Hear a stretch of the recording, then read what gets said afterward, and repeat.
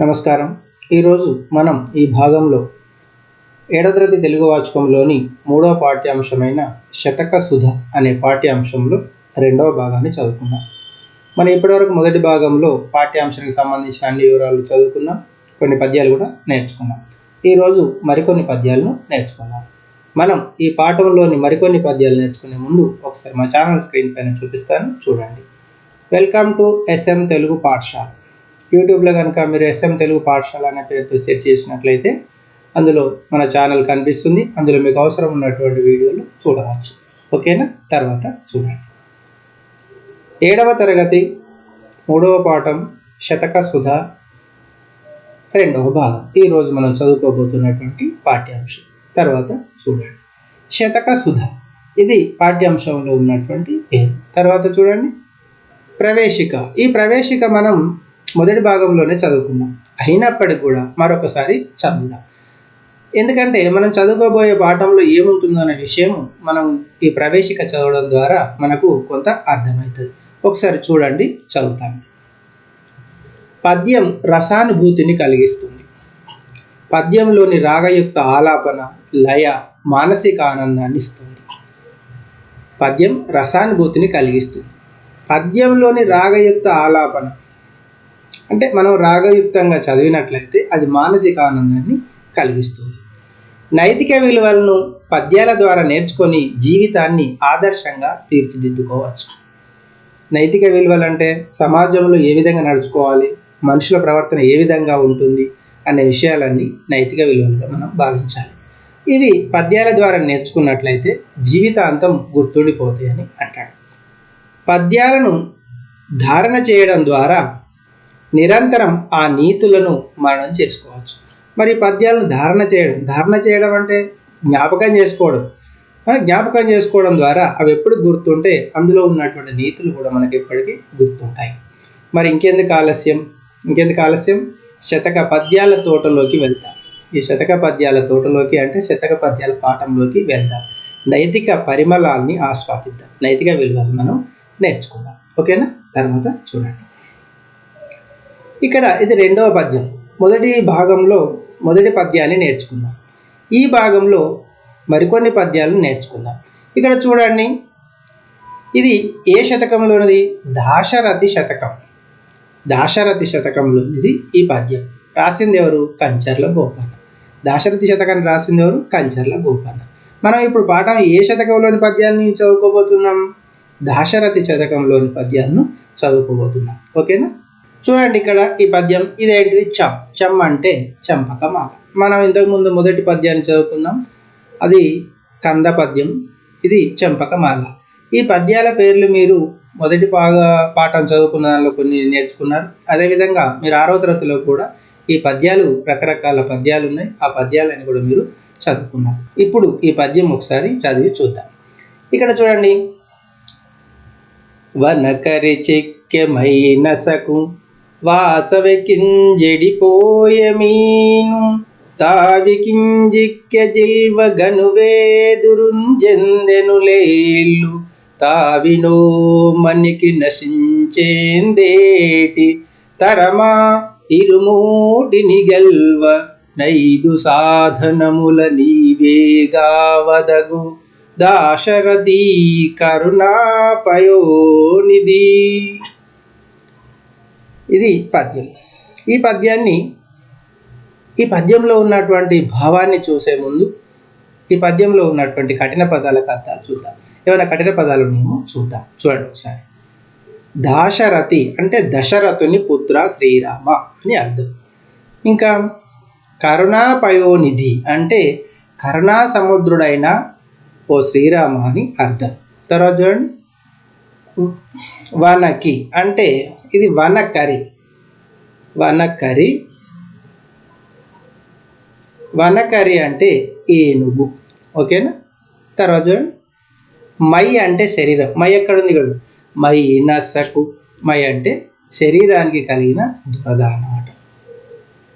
నసకు, నస అంటే దురద. తర్వాత చూడండి. చిల్వ అంటే పాము. ఎక్కడ?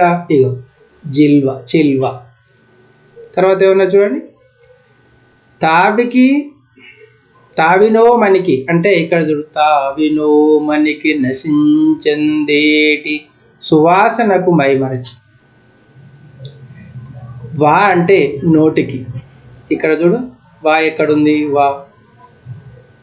తర్వాత చూడండి చిక్కి, చిక్క అంటే పోగొట్టుకోవడానికి. తర్వాత చూడండి తేటి అంటే తుమ్మెద. కనువేదురు అంటే అందానికి బానిసై. గావదగు కాపాడవలెను. పంచేంద్రియాలు అంటే కామ లోభ మోహ మద మాత్సర్యాలను పంచేంద్రియాలు అని అంటారు. ఇవి ఈ పద్యంలో ఉన్నటువంటి కఠిన పదాలు. ఈ పద్యానికి ఒకసారి మనం భావాన్ని చూద్దామా? చూడండి ఇక్కడ ఏమంటాడు, వనకరి చిక్కెమైనసకు వాసవికింజడిపోయే మీను తాబికి జిక్కెన్గల్వ తావికింజిక్కెంజిల్వ గనువేదురుంజెందెను లేలు తావినో మనికి నశించందేటి తరమా ఇరుమూటిని గెల్వ 5 సాధనముల నీవేగావదగు దాశరథి కరుణాపయోనిధి. ఇక్కడ చెప్తున్నాను వనకరి. వనకరి ఏందట, ఏను. వనకరి అంటే ఏను. ఆ ఏనుగు ఏమవుతుంది, తన ఒంటికి కలిగినటువంటి దురదను పోగొట్టుకోవడానికి ఏం చేస్తుంది, అంతా రుద్దుకుంటుంది, మడుగులో పొర్లుతూ ఉంటుంది.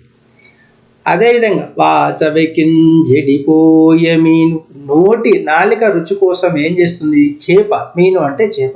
ఆ చేప ఏం చేస్తుంది, దీనికి సంబంధించినటువంటి పద్యం కూడా వేమన పద్యాలలో కూడా ఒకటి ఉంటుంది. అది ఏం చేస్తుందంటే ఆ ఎరకు గాలం ఉంటుంది, గాలానికి ఎరబెట్టి వేసినట్లయితే అందులో ఉన్నటువంటి ఆ మాంసం తినడం కోసము ఆ చేప అక్కడికి ఏం చేస్తుంది, ఆ గాలాన్ని లట్కన మింగేస్తుంది. దానివలన అందులో ఉన్నటువంటి ఆ గాలానికి చిక్కుకొని ప్రాణాన్ని కోల్పోతుంది. ఇంకా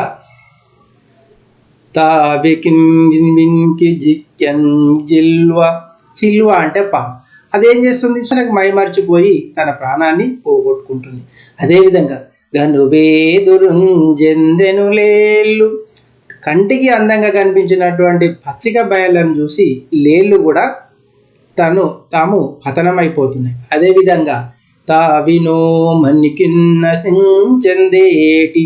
తావి అంటే తేనె, సువాసన కలిగినటువంటి పదార్థం, తేనె అనుకోవాలి. పువ్వులలో ఉన్నటువంటి తేనెకు ఆశపడి ఏం చేస్తున్నాయి, అవి తుమ్మెదలు కూడా తమ ప్రాణాలని పోగొట్టుకుంటున్నాయి. కొన్ని సేకరించి పెడుతున్నాయి. చివరికి ఏమవుతుంది, తాము సేకరించినటువంటి తేనెను తీసుకోవడానికి మనుషులు దాన్ని కాల్చివేస్తున్నారు. ఆ విధంగా అవి కూడా ప్రాణాలని కోల్పోతున్నాయి. అందుకే తరమా ఇరుమూటిని గెల్వ, ఈ మూడింటిని గెలవడం ఎవరికైనా సాధ్యమవుతుందా? 5 సాధనముల గావదగు, 5 సాధనముల నీవే గావదగు. 5 సాధనములు అంటే ఏంటిది, పంచేంద్రియాల వలన మనం పతనమైపోతున్నాం. పంచేంద్రియాల యొక్క కోరికల వలన మనిషి పతనమైపోతాం. ఆ పంచేంద్రియాలు ఏంటంటే 5 సాధనములు. ఆ సాధనములు ఏంటి, కామము, లోభము, మోహము, మదం, ఆశ్చర్యం. ఈ ఐదింటి నుంచి దూరం చేసే వాడో నీవే ఓ శ్రీరామచంద్రమూర్తి అని అంటున్నాడు. ఇది ఈ పద్యం యొక్క భావం. ఈ పద్యం యొక్క భావాన్ని చూద్దాం మరొకసారి. ఇక్కడ చూడండి, కరుణా సముద్రుడా, దశరథ పుత్రుడా, శ్రీరామ, తమ మేని దురదను పోగొట్టుకోవడానికి ఏనుగు, నోటికి రుచి ఆశించి చేప, రాగానికి లొంగిపోయి పాము, దృష్టి భ్రమకు లోనై జింక, పూల వాసనకు మైమర్చి తుమ్మెదలు బందీలవుతున్నాయి. ఇట్లా ఒక్కొక్క ప్రాణి ఒక్కొక్క ఇంద్రియ చపలత్వం వల్ల నశిస్తుంది. ఈ పంచేంద్రియ చాపల్యం గల నేను వాటి నుండి ఎలా బయటపడగలను? నీవే నా చాంచల్యాన్ని దూరం చేసి స్థిరమైన బుద్ధిని ప్రసాదించు. ఇది ఈ పద్యం యొక్క భావం. ఓకేనా? తర్వాత చూడండి. మరి పద్యాన్ని రాసిన కవి ఎవరు? దాశరథ శతకంలోని పద్యం కదా, రాసింది ఎవరు? కంచర్ల గోపన్న. ఈ కంచర్ల గోపన్న అసలు పేరు ఏంటంటే కంచర్ల గోపన్న. ఈ కంచర్ల గోపన్న రామదాసుగా పేరు పొంది పొందిన కంచర్ల గోపన్న దాశరథి కరుణాపయోనిధి అన్న మకుటంతో శతకాన్ని రాసి భద్రాచల శ్రీరామచంద్రునికి అంకితం ఇచ్చాడు. ఖమ్మం జిల్లా నేలకొండపల్లికి చెందిన ఈయన కీర్తనలు ఇప్పటికీ తెలుగువారి నాలుకలపై నాట్యమాడుతూనే ఉన్నాయి. ఇప్పటికి కూడా అందరికీ తెలుసు. మీరు కూడా శ్రీరామదాస్ సినిమా చూసే ఉంటారు. ఆ సినిమాలో ఈయనకు సంబంధించినటువంటి విషయాలే అందులో ఉన్నాయి. ఈయన ఏ కాలానికి చెందినవాడు? 17వ శతాబ్దికి చెందినటువంటి కవి. ఓకేనా? తర్వాత చూడండి, ఇది తర్వాత పద్యం. ఈ పద్యాన్ని ఒకసారి మనం చూద్దాం. ఇక్కడ ఇది కనిపిస్తలేదు, ఇది సి అంటే సీస పద్యం. ఇప్పుడు మనం సీస పద్యాన్ని చదువుతాం. ఇంతకుముందు ఏం చేసుకున్నాం? అంటే చంపకమాల పద్యాన్ని చదువుతాం. ఇప్పుడు సీస పద్యాన్ని చదువుదాం. ఈ పద్యంలో కూడా ఈ కవి ఏం చెప్పిండో చూద్దాం. మరి ఇది ఏ శతకంలోని? కింద చూడండి, నరసింహ శతకంలో ఉంది. ఇది రాసింది ఎవరు? కాకుత్సం శేషప్ప కవి అనేది కవి రాసినటువంటి నరసింహ శతకంలోని పద్యం. ఈ పద్యాన్ని ఒకసారి చదువుదాం. చదివి ఇందులో ఉన్నటువంటి భావాన్ని కూడా మనం తెలుసుకుందాం. ఓకేనా? ఒకసారి చూడండి. లోకమందెవడైన లోభి మానవుడున్న భిక్షమార్దికింజేతన్ బెట్టలేడు, తా బెట్టగయున్న తగో పుట్టదు కాని యొర్లు పెట్టగం చూసి ఓర్వలేడు, దాత దగ్గర చేరి తనముల్లెబోయినట్లు జివ్వతోంజాడీలు చెప్పుచుండు, ఫలము విఘ్నంబైన బలు సంతసమునందు మేలు కలిగిన జాల మిడుపుచుండు. శ్రీరమానాథ ఇటువంటి క్రూరునకును భిక్షకుల శత్రువని పేరు పెట్టవచ్చు. భూషణ వికాస శ్రీధర్మపుర నివాస దృష్ట సంహార నరసింహ దురిత దూర. ఇది పద్యం. ఈ పద్యంని మనం భావాన్ని చూసే ముందు ఇందులో ఉన్న కఠిన పదాలు నేను ఒకసారి చూద్దాం. చూడండి ఒకసారి. భూషణ వికాస అంటే ఆభరణాల చేత ప్రకాశించేవాడు. భూషణ వికాస అంటే ఆభరణాల చేత ప్రకాశించేవాడు, అంటే అందంగా కనిపించేవాడు అంటారు. తర్వాత చూడండి, శ్రీ ధర్మపుర నివాస అంటే ధర్మాపురిలో నివసించేవాడా, శ్రీ ధర్మాపురిలో నివసించేవాడా. తర్వాత చూడండి, దురిత దూర అంటే పాపాలను దూరం చేసేవాడా. దురిత దూర, ఇక్కడ దురిత దూర అంటే పాపాలను దూరం చేసేవాడా. తర్వాత ఏమున్నది? ఆర్తికి అంటే యాచకుని. ఇక్కడ భిక్షమార్దికి, ఇక ఆర్తి. ఆర్తి అంటే భిక్షమార్తి, భిక్షము ప్లస్ ఆర్తి. భిక్షమార్తి అంటే యాచకునికి. ఇవి ఈ పద్యంలో ఉన్నటువంటి కొత్త పదాలు, కఠిన పదాలు అంటున్నాం. ఇప్పుడు ఒకసారి ఈ పద్యం యొక్క భావాన్ని ఒకసారి మనం చూద్దాం. చూడండి ఒకసారి. లోకమందెవడైన లోభి మానవుడున్న భిక్షమార్దికింజేతన్ పెట్టలేడు అంటే లోకంలో ఎవడన్నా పిసినారి, ఇక మహాపరమ పిసినారి ఉంటే భిక్షం పెట్టలేడు. ఎవరికి కూడా భిక్షం కోసం వచ్చినటువంటి, భిక్షాన్ని ఆశించి ఆర్తించి వచ్చినటువంటి ఎవరికి కూడా భిక్షం పెట్టలేడు. అంత పిసినారులు అన్నమాట. ఆ పిసినారి దగ్గరికి వెళ్తే ఏం లాభం? భిక్షం అయితే పెట్టాడు. ఎవరు ఆ యాచించిన కానీ ఏ యాచకునికి కూడా, ఏ భిక్షగానికి కూడా భిక్షం పెట్టాడు. అంతేకాకుండా తాను పెట్టకయున్న తగవు పుట్టదు గాని యొర్లు పెట్టగం చూసి ఓర్వలేడు. తాను పెట్టకపోతే తప్పలేదు, పోని వాని కర్మ వాడు అనుకుందాం, వాడు పాపాత్ముడు అనుకుందాం. కానీ వాడు ఇతరులు పెట్టడం వాడు చూసి ఓర్చుకోలేడు. ఎందుకు ఓర్చుకోలేడు? తను పెట్టకుండా వేరే వాళ్ళు పెడితే ఏమంటారు? అబ్బాయి మంచి దానకర్ణుడయ్యా, దాతనయ్యా, పాపం పుణ్యాత్ముడయ్యా అంటారు. ఈ మాటలు వీడిని తట్టుకోలేడు అన్నమాట. తాను పెట్టాడు, ఇంకొకళ్ళు పెట్టాలి వాడు. అంతేకాకుండా ఇంకేం చేస్తాడు? దాత దగ్గర చేరి తన ముల్లెబోయినట్లు జివ్వతోంజాడీలు చెప్పుచుండు. దాత దగ్గరికి ఎవరైతే దానం చేస్తాను అనుకుంటారో ఆయన దగ్గరికి వెళ్ళి ఏం చేస్తాడు? వీని ముల్లె పోయినట్టుగా చాడీలు చెప్తాడు. ఇట్లా పెట్టద్దు, ఇట్లా మోసగాళ్ళు ఉంటారు, వాళ్ళు ఉంటారు, వీళ్ళు ఉంటారు, ఏమేమో చెప్తాడు అన్నమాట. ఎటు తిరిగి చెప్పి ఏం చేస్తాడు? భిక్షం పెట్టకుండా, దానం చేయకుండా వారిని మాన్పించే ప్రయత్నం చేస్తాడు. ఇంకా ఫలము విఘ్నంబైన బలు సంతసమునందు మేల్ గలిగిన జాల మిడుకుచుండు. ఒకవేళ ఇక్కడ ఫలము విఘ్నంబైన బలు సంతసమునందు మేలు కలిగిన చాల మిలుకుచుండు, మేలు కలిగిన చాల మిడుకుచుండు. ఏం చేస్తాడు? ఒకవేళ ఈయన చెప్పిన మాటలు విని ఆ పెట్టేటువంటి దాత ఏమీ పెట్టలేదనుకో, చాలా సంతోషపడతాడు. అబ్బా ఈయన కూడా పెట్టలేదు అని సంతోషపడతాడు. అదే ఒకవేళ పెట్టిండనుకో, ఇక లోపల బాధపడతా ఉంటాడు, మెడుకుతా ఉంటాడు. అని చెప్పినా వినలేదు, ఇట్లా చేస్తాడు అట్లా చేస్తాడు, ఇక ఏదో మాట్లాడుతుంటాడు. అంటే ఈయన ఉద్దేశం ఏంటిది? పిసినారుల యొక్క స్వభావం ఏంటంటే వాళ్ళు దానం చేయరు, ఇంకోళ్ళు పెట్టండి. ఒకవేళ పెడతాని వాళ్ళని ప్రయత్నం చేసినా కూడా వాళ్ళని కూడా పెట్టకుండా చేస్తారు. ఇట్లాంటి వాళ్ళు లోకంలో ఉంటారు. ఇంకా వీళ్ళ గురించి ఏమంటే ఒకసారి చూద్దాం. శ్రీ రమానాథ అంటే శ్రీ మహాలక్ష్మి రమా యొక్క నాథుడైనటువంటి నాథ, ఇటువంటి కూరునకు భిక్షకుల శత్రువని పేరు పెట్టవచ్చు. మరి ఇట్లాంటి వానికి ఏం చేయొచ్చు? ఓ ప్రభు, ఇట్లాంటి వాడికి ఏం చేయొచ్చు అంటే భిక్షకుల శత్రువు, భిక్షగాల శత్రువు అని పేరు పెట్టవచ్చు అని చెప్తున్నాడు. ఇంకేమంటాడు? భూషణ వికాస శ్రీధర్మపుర నివాస దృష్ట సంహార నరసింహ దురిత దూర. ఇట్లాంటి వాడికి ఏం చేయొచ్చు అంటే భిక్షకుల శత్రువు అని పేరు పెట్టవచ్చు. ఓ భూషణములతో వికాసించేవాడా, శ్రీ ధర్మపురిలో వెలిసినటువంటి నరసింహస్వామి దృష్టులను సంహరించి పాపాల నుంచి రక్షించే ఓ నరసింహస్వామి, నీవు ఇట్లాంటి వాళ్ళు ఈ ప్రపంచంలో ఈ లోకంలో ఉన్నారు అని చెప్తున్నారు. ఓకేనా? తర్వాత చూద్దాం ఈ పద్యం యొక్క భావాన్ని ఒకసారి చూద్దాం. ఆభరణాలచే ప్రకాశించేవాడా, శ్రీ ధర్మాపురంలో నివసించేవాడా, దృష్టులను సంహరించేవాడా, పాపాలను దూరం చేసేవాడా, ఓ నరసింహ, పిసినారి యాచకునకు తన చేతితో భిక్షం పెట్టడు. పిసినారి యాచకులకు తన చేతితో భిక్షం పెట్టడు. పెట్టకపోతే ఏ గొడవ లేదు. కానీ ఇతరులు పెట్టినప్పుడు చూసి తాను ఓర్వలేడు. దానం చేసే దాత దగ్గరకు పోయి తన ముల్లె అంటే సొమ్ము పోయినట్లుగా నోటి దురుసుతో చాడేలు చెప్తాడు. లోబి తాను అనుకున్నట్టు దానం చేయడం విఫలమైతే చాలా సంతోషిస్తాడు.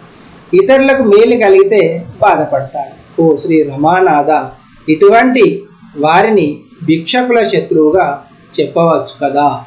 ఇది ఈ పద్యం యొక్క భావం. ఓకేనా? పద్యాన్ని మరొకసారి చదువుదాం చూడండి.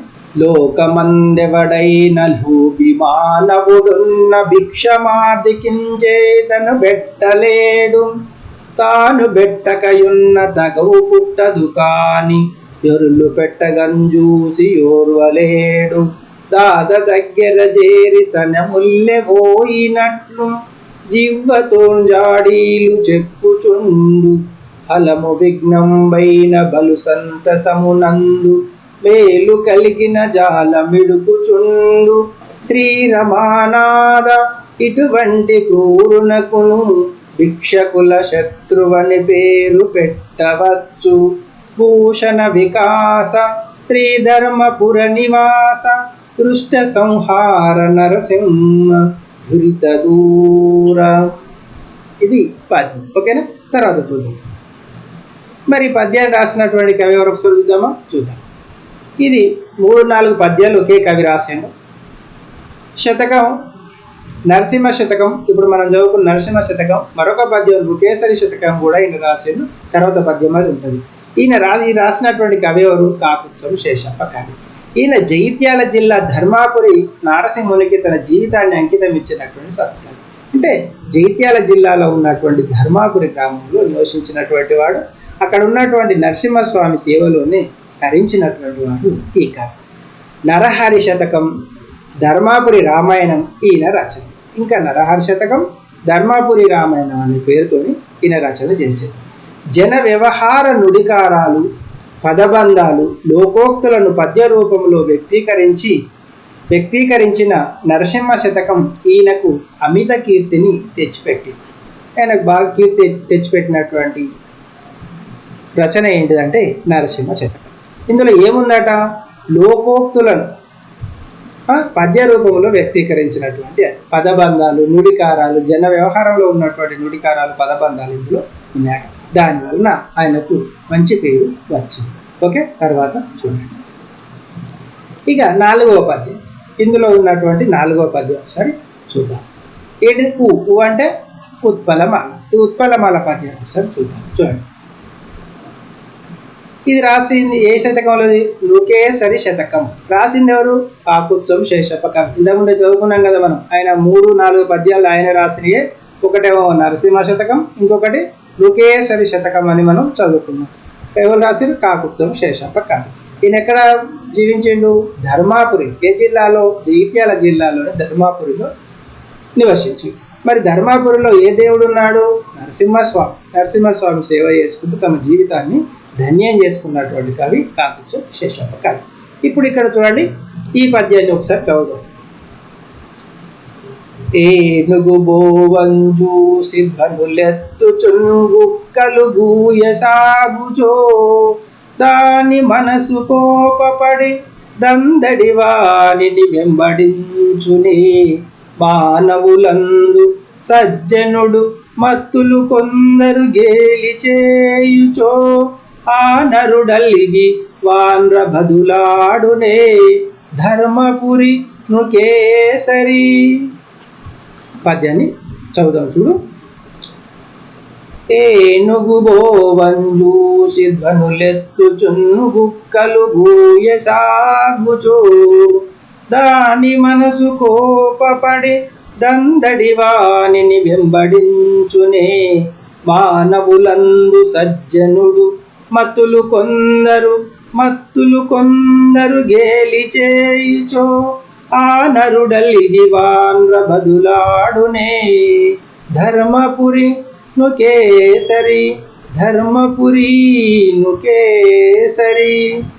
ఇది పద్యం. ఈ పద్యాన్ని ఒక భావన చూసే ముందు ఇందులో ఉన్న కొత్త పదాలని ఒకసారి చూద్దాం. ధ్వనులెచ్చు అంటే కేకలు వేస్తూ. తర్వాత ఏముంది? మత్తులు అంటే మూర్ఖులు. ఇక్కడ మత్తులు. తర్వాత దందడి అంటే వెనుదిరిగి. ఇవే ఈ పద్యంలో ఉన్నటువంటి కొత్త పదాలు, కఠిన పదాలు. ఇప్పుడు ఈ పద్యం యొక్క భావాన్ని ఒకసారి మనం చూసే ప్రయత్నం చేద్దాం. చూద్దామా? చూడండి. ఏనుగు బోవంజూచి ధ్వనులెత్తుచున్ గుక్కలు గూయ సాగుచో.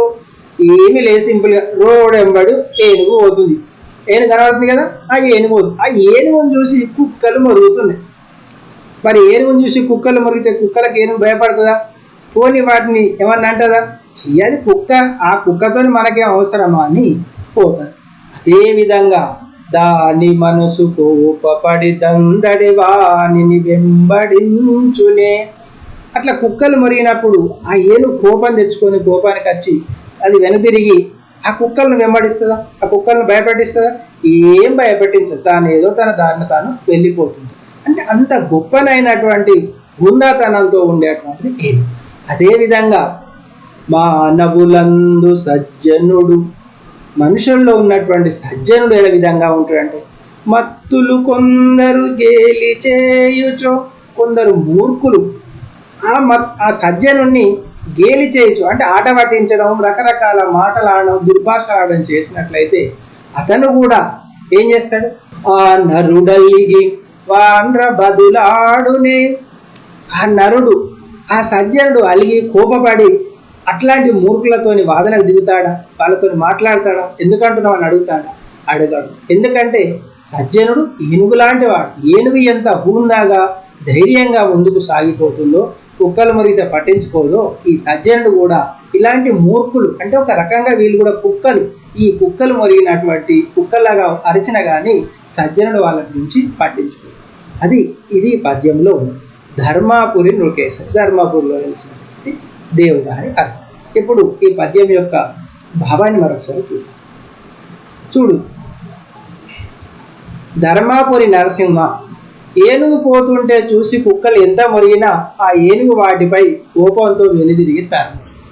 అట్లాగే ఒక సజ్జనుని కొందరు మూర్ఖులు గేలి చేసినా అతడు కోపించి వారితో వాదులాడబోడు. ఇది సజ్జనుని స్వభావం. సజ్జనుడు ఎట్లాంటి వాడు?